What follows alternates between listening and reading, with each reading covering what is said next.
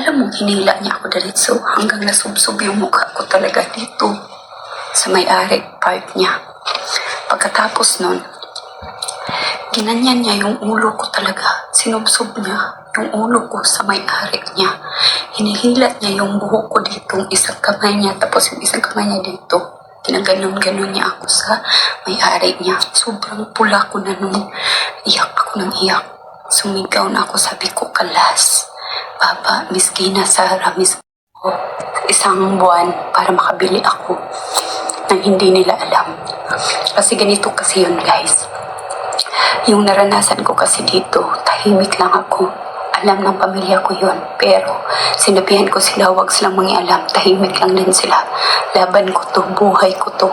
Ako mismo ang makakasolve nito.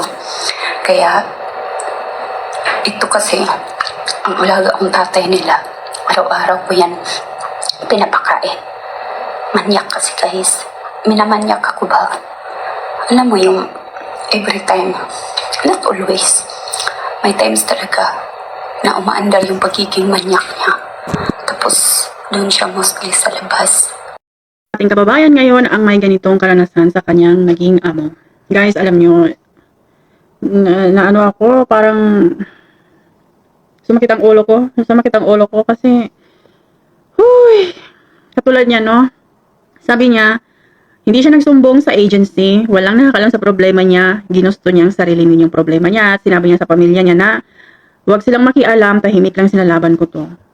Tapos, ang naging solusyon niya, guys, is, nag-book siya ng ticket niya, at ngayong July 21, ang flight niya pa uwi ng Pilipinas. Gumawa siya ng sarili niyang desisyon na ganun. Di ba dyan sa Saudi yata siya? Di ba kailangan niya ng exit visa? Kung wala kang exit visa, hindi ka rin makakauwi. O kung paano kung hindi siya makalabas sa bahay ng amo niya. Hindi useless lang din yung pinambili niya ng ticket at sinayang niya yung pera. Kung mas ginusto niya yung ganung way na akala niya is yun yung tamang gawin kaysa humingi ng tulong. Maraming pwedeng pahingi ng tulong. Kung sa tingin mo alanganin ka sa agency, dumayri ka sa DMW, sa OWA, sa migrant workers. Ganun na pala yung nararanasan mo sa amo mo. Bakit hinahayaan mo na gano'n na luwang po, ay Diyos ko, parang hindi rin natin siya masisi kung bakit yun naging kasi yun yung sa tingin niya na tama na gawin, pero ang daming pwedeng pagsumbungan kabayan. Hindi mo kailangang sarilinin yung problema mo na yan. Hindi mo kailangang tiisin, sinasaktan ka na, minumulest, tsaka pa, tapos ganun pa yung nararanasan mo. Tapos, oh my God, Lord. Tapos sasabihin mo na, ay, hindi ko maintindihan, bakit naman ganun na kailangan mong sarilinin yung ganyang problema. Ang daming pwedeng hingin ng tulong kabayan. May cellphone ka nga, may cellphone ka. Ba't di mo gamitin yan? Tapos ngayon, oh my God, parang hindi ko mag-gets. Ay, Diyos ko. Naawa ako sa kanya na hindi ko maintindihan. Uy, Diyos me, sa mga kababayan ko dyan, sa mga OFW ko dyan na nakakaranas ng ganyan, guys, huwag niyong hayaan na tumagal kayo ng ganyan yung nararanasan ninyo. Kasi hindi po ninyo alam kung ano yung mangyayari sa buhay natin dito sa ibang bansa. Kaya nga ako lumaya sa una kong amo eh. Walang ginawa sa akin yun hindi ako hinawakan.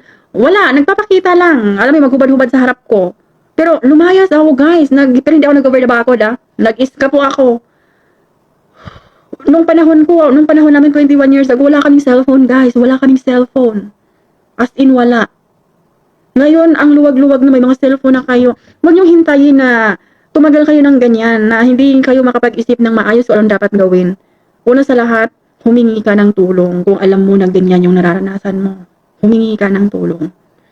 Kabayan, sana makauwi ka ng ligtas at makaalis ka dyan sa amo mo nang hindi ka magkakaproblema. Hangad ko ang iyong kaligtasan. Ipagdadasal ko na maging maayos ang lahat. Makaalis ka dyan sa impyernong yan.